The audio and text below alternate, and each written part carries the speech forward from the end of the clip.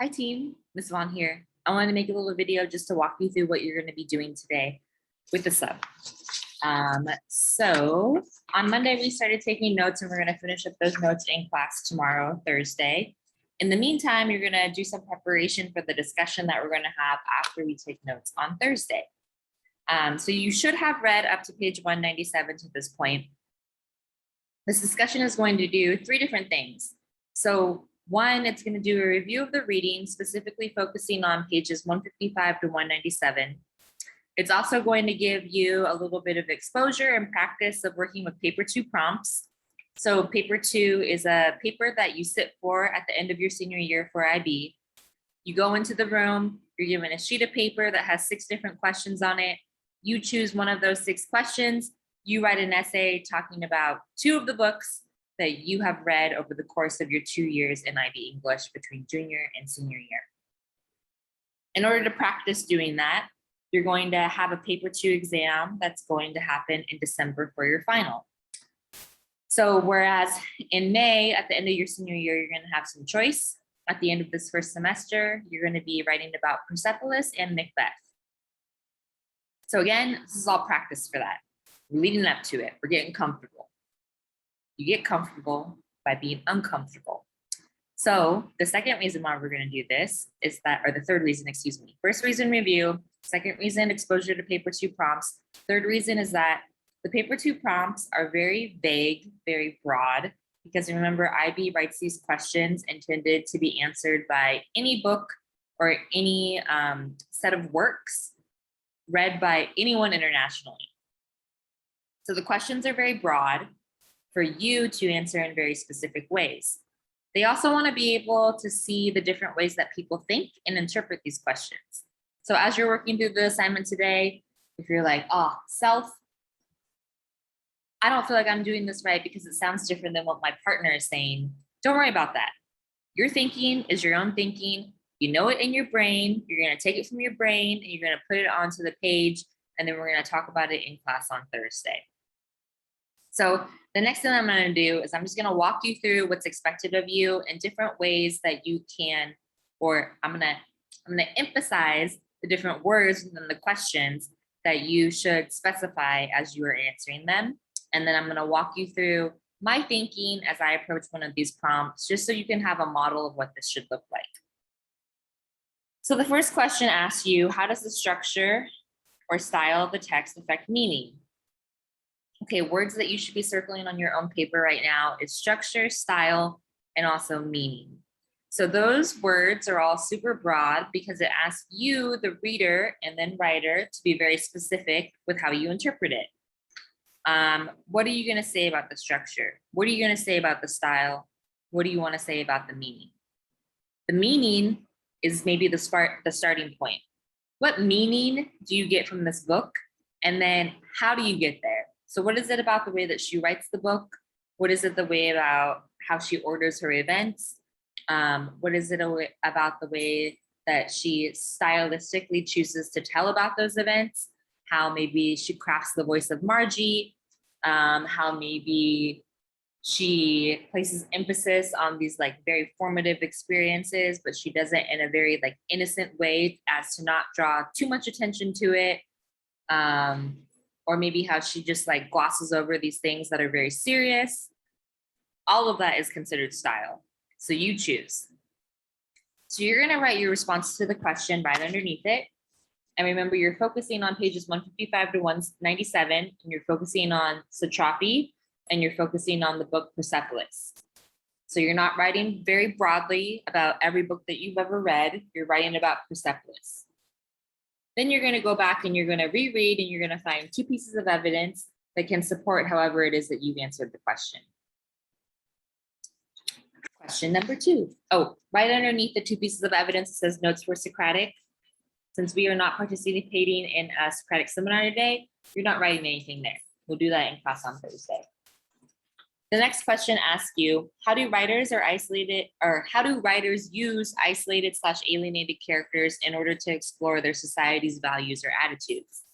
Words that you should be circling for this question: isolated and alienated, characters, and then also values and attitudes. So You can write about Margie in this. She is isolated, she is alienated quite often, but you don't have to. You need to specify whoever it is that you are writing about, though, or whoever you're using to answer the question. And then for society, you need to specify that because there's cultural differences that occur. There's this divide between European cultures, like German and French culture specifically, and then also Iranian culture. But even within Iran, there's differences in cultures there. There's differences in the people who like very strongly believe in the Islamic Revolution and the people who were for the revolution, but they didn't necessarily want all of the Sharia law to be flexed on them in the way that it is in the book. The next thing that you need to do is you need to talk about the values and attitudes that are being explored. Usually when someone has been isolated or alienated, it's because they are pushing back against or they don't fit into a value or attitude. So you need to explain what that is. We talked in class a little bit about gender roles. It could definitely be that. You can also talk about culture. You can also talk about levels of comfortability, especially with Margie in these chapters. She has varying levels of comfortability based on different things that she's going through. Not always a cultural thing. Sometimes it's just like an adolescence thing that she goes through. The next question, excuse me, is how does a particular concept or term such as childhood change in the way that is represented in the text that you've read? So you're going to think about, okay, childhood in this book, that's what it's all about. But maybe how does she see her childhood and how does it change over the course of the book? That's on you to decide, and that's on you to specify in your response to the question. So I'm going to walk you through this and my thought process. So the slideshow is in Canvas for you. You can take a look. Sorry, the trash is about to be really loud in the background.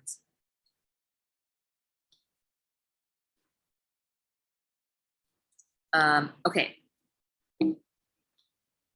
So I say to myself, okay, in very basic terms, what is a childhood? Well, it's a stage of life where people experience a lot of growth.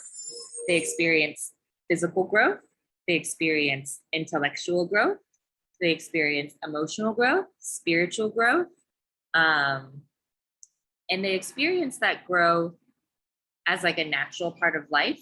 But then they also experience a lot of that growth after being made to be uncomfortable and through these moments of crisis. So if I think about how Satrapi writes about her childhood, she looks back and she retells the story of her childhood in Iran and also Austria.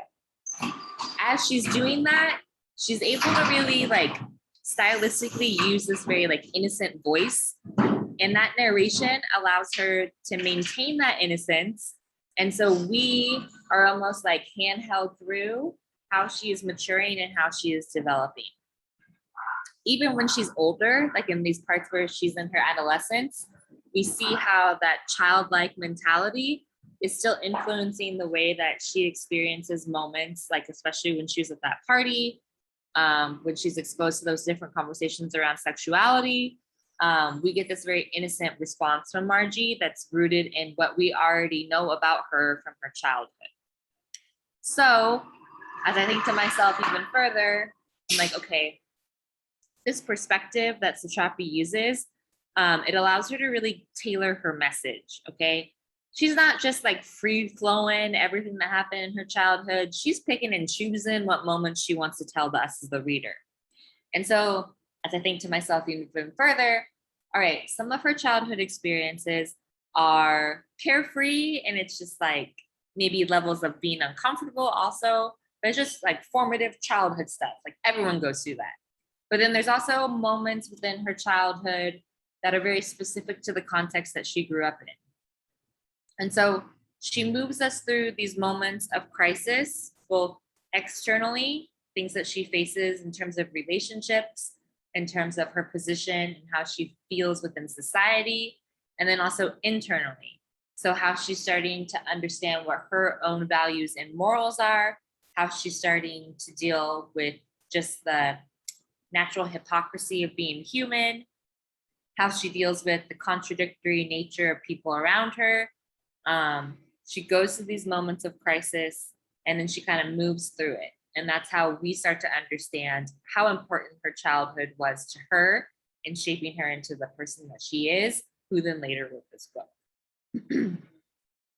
So if I'm going to be focusing on childhood as like once this like innocent moment is now turned into this understanding that childhood is these moments of crisis, I want to choose evidence that shows Margie in these moments of crisis and how her reaction to these moments of crisis is a reflection of this innocence that she once had before.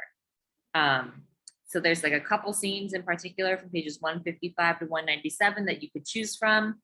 If you choose to answer it like this, you can, but then that's on you to choose the evidence to support.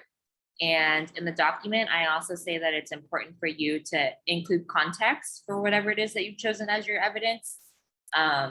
Because like what was happening before her reaction is hella important to her reaction. So you need to include that. Everything that is happening in these chapters is important to influencing what happens within your evidence. If you just think about like stylistically or structurally how she writes her chapters, there's always like a point of conflict that is later resolved at the end of the chapter. And so it's really important for us to understand holistically what is that conflict that she's experiencing, and maybe like what is the moment where all of this is coming to like a crux or a point for her to figure out. The last question that you're going to answer is one that you come up with on your own that's going to be based on the line of inquiry. So in the slideshow that is in Canvas, there's a link to the lines of inquiry document. So if you click it, it's going to take you here to all of these different ideas. And you're going to choose one idea out of all of these bolded ones. And you're going to come up with a question. So if you read through the document, there's questions that have been created for you. You can't use those questions, but you can use those questions as inspiration for the one that you come up with. And then you're going to attempt to answer your own question.